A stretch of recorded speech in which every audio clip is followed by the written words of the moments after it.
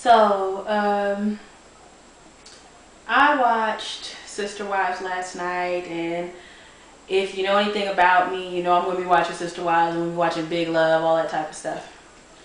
And last night's episode, everybody was upset because they're having to move and go to Las Vegas, and they're having to leave Utah because they are being investigated, you know, as a polygynous family, and their husband Cody might end up having to do some jail time for this. And so it prompted me to want to make a video in regards to legalizing polygyny as a marital option. So that's really what I want to deal with. I don't want to deal with biblical, scriptural stuff when it comes to polygyny right now in this video. I have other videos on that. Polygyny needs to be legalized basically so that it can be regulated. It is not fair. Okay, this is going to get a little bit scriptural, but it's not fair to tell people who they can and cannot make life commitments to.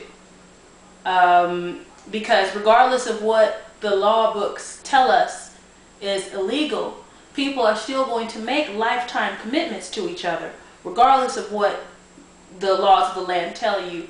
Many years ago in America, it was illegal for a black person and a white person to be married.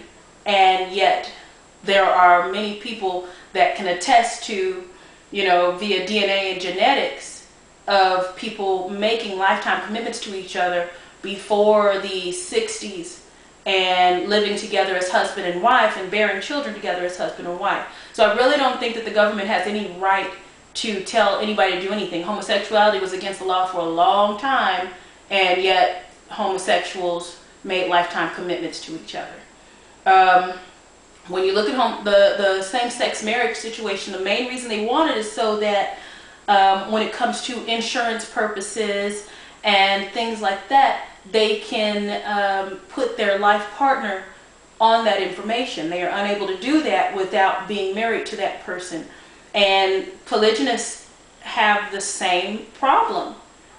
If, heaven forbid, something happens to a husband in a polygynous marriage, only the legal on-the-book wife will be able to see him in the hospital. The others will not be able to come and see him, and that's not fair. If, heaven forbid, he dies, and let's say he didn't have a will, which would be irresponsible these days to not have, the courts are going to decide to only give, you know, the legal wife this information. So, you know, this inheritance. So it would be best to legalize it to help the other existing wives and to give them access to their husband, because whether the government likes it or not, that is their husband. Give them access to him in ICU. Let them, you know, let the courts determine which wife gets what in an inheritance situation.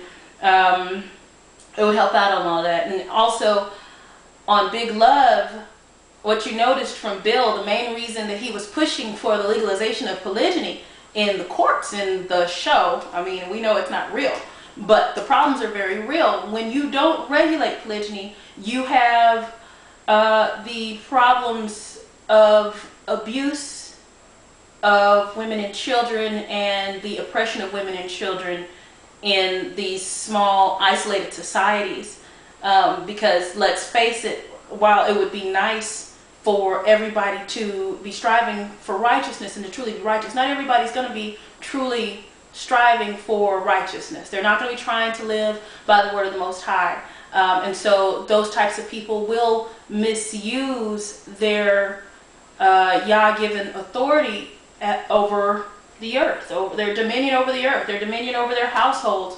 They will misuse these things. Not everybody, but some people will. And so it would be good to go ahead and legalize polygyny so that wives and children of polygynous marriages don't have to be afraid to seek legal help when they are being abused, when they are being mistreated, and when they are being married off at an age that is legally too young to get married. Also, thanks to good old USA, we have a habit of taxing everything. So that being the case, the government could stand to tax these marriages if they feel like they're less desirable or whatever. I mean, I don't want the taxes personally, but if you feel like it's undesirable or whatever, you want to deter men from having more than one wife, put taxes on it, put a levy on it, say that they're not eligible for social programs or whatever it is, because none of that is really going to matter. Those that want to be polygynous are still going to be polygynous regardless. But it gives you a chance to regulate what people are doing. I mean, there's nobody, everybody wants to say obey the law of the land, but people are going to find ways around it. Don't put any of the women on the books. Don't legally marry any of the women and marry them in a spiritual ceremony with, you and your spiritual leader and Yahweh, and just leave it at that. Leave it with y'all. And people can legally change their names to whatever they want to. So if your last name is Smith, then all of your wives can legally change their last name to Smith. They don't have to be married to you on the books. That's, one way around it. That's why it would just do better. Just go ahead, legalize it, regulate it, make it an option so that men don't have to divorce their first wife to marry the second one, this woman that he might have met and fell in love with on a whim. Perhaps he didn't go about it the right way. He didn't communicate with his wife or anything, so he just ran off and got that other woman. At least with polygyny, he can say, well, I did make a mistake, but I want to make it right, and I want to be married to both of you and be responsible for both of you and your children.